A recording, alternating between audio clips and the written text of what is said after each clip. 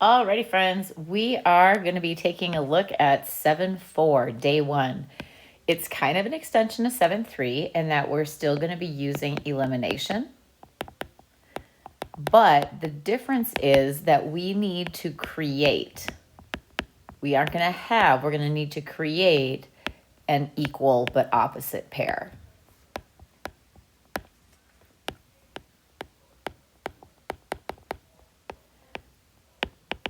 So again, what does that mean? That means if we have a 2x, we would need a negative 2x. Or if we had a negative 4y, we would need a positive 4y. But in the previous assignment in 7-3, we just sort of had that in the equation. The most we had to do was use subtraction to make one of them negative. Here, we have to create one. And the only way that you're allowed to create them is through multiplication. So the only tool you have to create a matching pair that will be equal but opposite is multiplication. And you're going to multiply the entire equation by something so that you can make a matching pair. So you can look at the problem and think, what would be easier? Will it be easier to make 5 and 3 be the same number? Can you multiply 3 by something and turn it into 5? Can you multiply 5 by something and turn it into 3? No. Let's take a look at our y's. I have a positive 2y and a negative 4y. Through multiplication, because that's the only tool that I have, can I multiply the 2 and turn it into 4? And the answer is yes. So I'm going to try to multiply this top equation by 2. And I'm going to stay with a positive 2 because watch what happens. This becomes 10x. I have to multiply every single part by the 2. So I'm distributing this. Plus 4y equals, and this is the one that everybody forgets, so don't forget this one over here on the right of the equal sign. Every single number in that equation has to get multiplied by the number you're using. And the reason I chose a 2 is that now when I copy this problem, the second one, 3x minus 4y equals 20, you can now see that here I have what I need, an equal but opposite pair. So now I can go back and do elimination just like I did in the previous day assignment. So really this is just building on that. So now I can just combine these, but those will cancel. 10x and 3x becomes 13x. 32 and 20 becomes 52. So depending on how good you are at mental math, you might want to have your calculator out, or you can just figure this out yourself. You're going to divide this by 13, and x is 4. We are still doing systems of equations, so my answer is still going to be an xy coordinate pair. So 4 is what I got for x. Now I need to do what I always do to find the second part, and that is to go back to one of the original equations and plug in the x to find the y. So I'm going to go back to my original problems. It does not matter which one I use. I try to look for the one that looks like it might be the easiest, and I like to avoid negatives. So I'm going to actually go to this top equation, keeping in mind that I found x, so I have to put that 4 in for the x because you have to pay attention to that. Sometimes you find y first. Now I'm just going to solve this like we have been over and over again. So 5 times 4 becomes that 20. I'll move the 20 over by subtraction. So 2y will equal negative 4 because 16 minus 20 is negative 4. Dividing by 2, I get a y value that's equal to negative 2. So I write it again as a coordinate pair. And you can do like we've been doing from the very beginning in all of these problems. You can go back to those original equations, put a 4 in for x, I'm doing the top equation, a negative 2 for y, check on your calculator that that actually comes out to be 16, which it does. Then check the bottom equation, 3 times what you got for x minus 4 times what you got for y, and see, does that really equal 20? And it does. So I'm going back and looking at my initial equations, plugging in the x that I got, the y that I got, and seeing if they really work. You do not have to do that, but it's not a terrible idea to check your answers because you can make sure that you're getting it right before you type it in to a quiz or homework. Okay, so let's go through the same process here. I'm going to look at the x's. Can I turn 2 into 6? Because I always start with the small number. Or can I do the y's and turn 3 into 5? Well, I can't turn 3 into 5 through multiplication, and that's the only tool I get. So I need to turn the 2x not only into a 6x, but I need it to be a negative 6x so that they are equal but opposite and will cancel. So what I'm going to do is think about what would I have to multiply the 2 by to turn it into a negative 6. I would need a negative 3. I am not messing with the top row. I'm leaving that 6x just the way it is. So the whole equation stays the same. On the bottom, I'm using my only tool of multiplication, but I have to make sure to multiply every single number in that equation by that negative 3. So negative 3 times 2 becomes negative 6x. That's what we were going for. Negative 3 times 3y becomes negative 9y. And negative 3 times 5 becomes negative 15. All right, we are good to go because now when I go to combine, these two are equal but opposite. A positive 6x and a negative 6x eliminate. So this is right back to what we did in 7-3. A positive 5y and a minus 9y leaves me with negative 4y. A positive 19 and a minus 15 leaves me with 4. Dividing by negative 4, I find the first half of my answer. Now, this one I have to pay attention because I did not find the x first. I found the y first.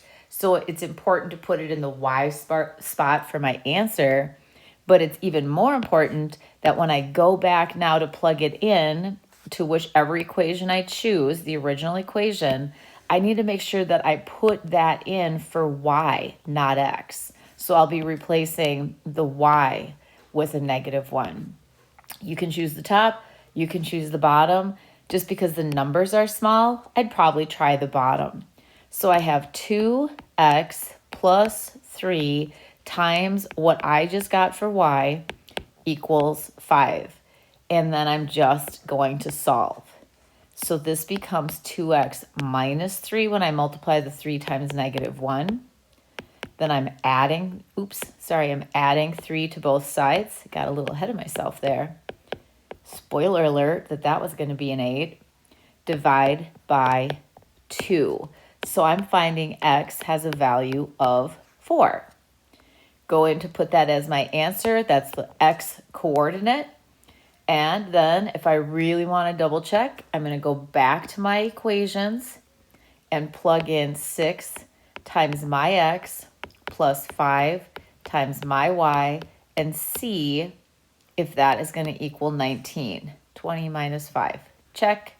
You can just use your calculator. Bottom equation, 2 times my x plus 3 times my y.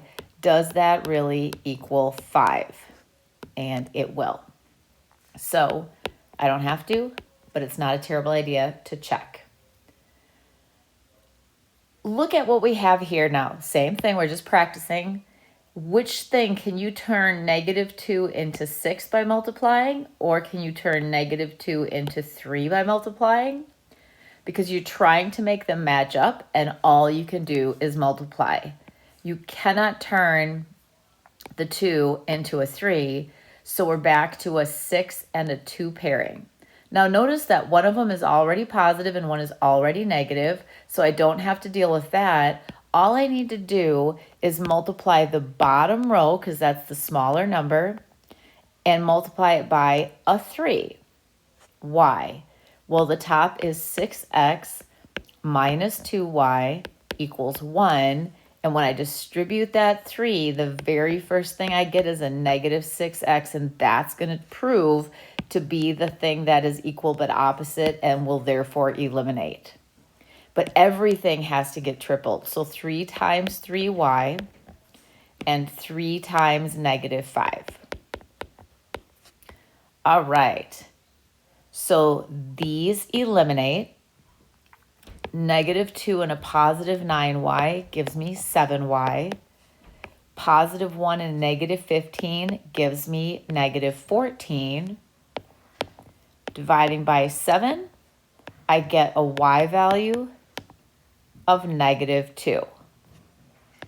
All right, so being cautious, I can think about which one goes first. X goes first, so my y goes second. And now when I go back, I need to pick one of these problems from the original problem. And I'm going to be plugging in a y of negative 2. I don't know, I guess I'll pick the top one. 6x minus 2, and then put in a negative 2 for the y, because that's what I found first. And then solve for that to equal 1. Well, these two will multiply together to become a positive 4. And then when I go to subtract my 4, I'll get 6x. Here, let me show that step for you, sorry. When I take away my 4, I have 6x equals negative 3. And then when I divide by 6, be careful, don't say 2. Negative 3 over 6 is actually going to be a negative 1/2. Okay, that makes me feel like, oh, I don't know, I haven't gotten a fraction. Let me check my answers to make sure. So I'm going back to my original problems. Where there was an x, I'm putting in negative 1/2. You could use negative 0.5 if that's easier. Minus 2, and then where there was a y, I'm putting in a negative 2, and I'm checking to see if that actually equals 1. So use your calculator. This will be negative 3 plus 4, and that should check. Bottom equation is negative 2 times whatever you got for x plus 3 times whatever you got for y. That's a terrible 2. And we're seeing if it equals negative 5. So you would do this on your calculator. That'll be 1 plus negative 6. So that checks also. So just because we got a fraction doesn't mean it's wrong. All right, grand finale. Look at your two choices. Can you turn 2 into 3 by multiplication? No. Can you turn 5 into 10 by multiplication? Absolutely. You can do that with a 2, but then they'd both be positive 10, because you can see right here they're both plus. So I'm actually going to multiply the entire top row by a negative 2. Bottom row stays the same, because that's the one I'm trying to match. Now negative 2 times each part gives me negative 4x minus 10y. There's going to be our matchup. And then be careful here, negative 2 times 3 produces a negative 6 on the right. So I created, through my only tool of multiplication, equal but opposite pair in a negative 10y and a positive 10y, which cancel out. So negative 4x, positive 3x becomes negative 1x. And be careful here, negative 6 minus 3 more goes down to negative 9. But I can't find negative x for my answer, so I have to divide by negative 1 to make this positive, but then the 9 becomes positive as well. So this is my x coordinate, so I put it in the first spot. Now I'll go back, do like I always do, they're all the same. Look at my original problems and decide if I feel like plugging it into the top or the bottom. And I don't know, no negatives and smaller numbers, I'll probably plug it in on the top. So 2, and now I found the x first, so that 9 goes in for x this time, plus 5y equals 3. I just chose to use the top. Solving for that, I multiply these two and get 18. Then I'll need to take that 18 away to the other side. So 5y equals negative 15. And so hopefully this part's not giving you trouble. That's why our solving skills were so important earlier in the year. Negative 15 divided by 5 gives me a y value of negative 3. And just because it's the grand finale and I've done it for the other ones, I'll go ahead and check my answer. So 2, and using these equations, 2 times what I got for x plus 5 times what I got for y, does that equal 3? Type it into your calculator. Yes, it does. Bottom row, 3 times what I got for x plus 10 times what I got for y, does that equal negative 3? Type it into your calculator, and it should check. So that is exactly what you're going to be doing for 7-4 day 1. You will be creating a pair that will cancel out using elimination. So the process is the same as our 7-3 homework. We just need to create the matching pair using multiplication only to one of our rows. Have a great day, guys.